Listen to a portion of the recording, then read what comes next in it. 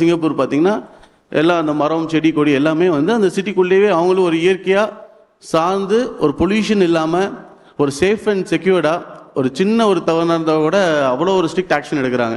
இங்கே பார்த்தீங்கன்னா வாரத்துக்கு ஒரு கொலை, ஒரு போலீஸ் ஸ்டேஷன்லேருந்து ஒரு பையன் வெளில வந்து போலீஸ்கிட்ட பேசிட்டு வரான், அந்த பையனை 3 பேர் சேர்ந்து வெட்டி கொண்டு அவனை சீரியஸ் ஆகி ஹாஸ்பிட்டல் அட்மிட் ஆகி இப்படி இருக்கும்போது எப்படி வந்து ஒரு புதுச்சேரி வளரும்?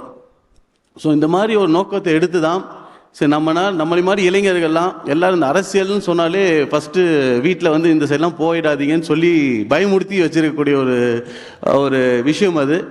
அப்படி இருந்தும் அந்த மாதிரி ஒரு விஷயத்துக்கு எங்களை மாதிரி இளைஞர்கள்லாம் வரும்போது எங்களை வந்து மோட்டிவேட் பண்ணலைனாலும் இல்லை சப்போர்ட் பண்ணலைனாலும் எங்களை வர விடாமல் தடுக்காதீங்க.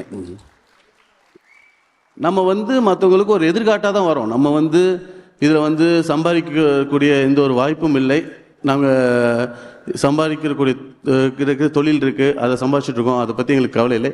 நாங்கள் வர்றது வந்து சேவை செய்யணும். நம்ம வெளிநாட்டு போகும்போது நம்ம மக்கள் அங்கே இருக்கிற மக்கள்லாம் எப்படி நல்லா செழிப்புமாக இருக்காங்க, நம்மக்கிட்ட எல்லா வசதி இருந்தும் நம்மளால் அது இருக்கலையேங்கிற ஒரு மன வருத்தம் தான் இந்த ஒரு விஷயத்துக்கு என்னை வந்து தள்ளப்பட்டிருக்கு. நம்ம வெளிநாட்டில் போய் படிக்கும் போதும் நம்ம வெளிநாட்டில் போய் செட்டில் ஆகலான்னு நினச்சிட்டு இருந்த காலம் போய் நம்ம ஏன் வெளிநாடு மாதிரி நம்ம ஊரை மாற்றக்கூடாது, அதுக்கு ஏன் புதுச்சேரியாக இருக்கக்கூடாதுங்கிற ஒரு நோக்கத்தோடு தான் இதுக்கு வந்திருக்குமே தவிர வேறு எந்த ஒரு உள்நோக்கமும் இதில் இல்லை. இது கண்டிப்பாக என்னிடம் முடிஞ்ச உதவிகள் நல்ல விஷயங்கள் செய்வோம். இது வருஷம் இந்த மாதிரி ப்ரைட் ஆஃப் புதுச்சேரி மனிதர்கள் இந்த மாதிரி அன்னைக்கு ஒரு ஈவெண்ட் நடந்த ஆபிட்டான்னு சொல்லி ஒரு குழந்தைகளுக்காக ஒரு ஈவெண்ட் பண்ணோம்.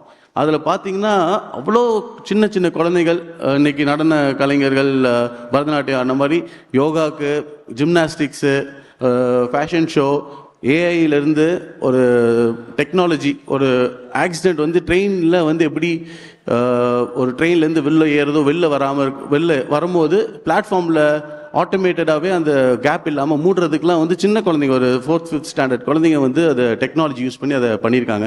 ஸோ இவ்வளோ டேலண்ட்கள் இருக்கும் போது இவங்களுக்கு நம்ம வழி வகுத்து இவங்க வளர்கிறதுக்கு நம்ம உதவி பண்ணணும். இது ஒரு வாய்ப்பாகவும் இது ஒரு பிளாட்ஃபார்மாக இருக்கக்கூடிய என் மனமார்ந்த வாழ்த்துக்களையும் நன்றியும் தெரிவித்துக் கொள்கிறேன். நன்றி, வணக்கம்.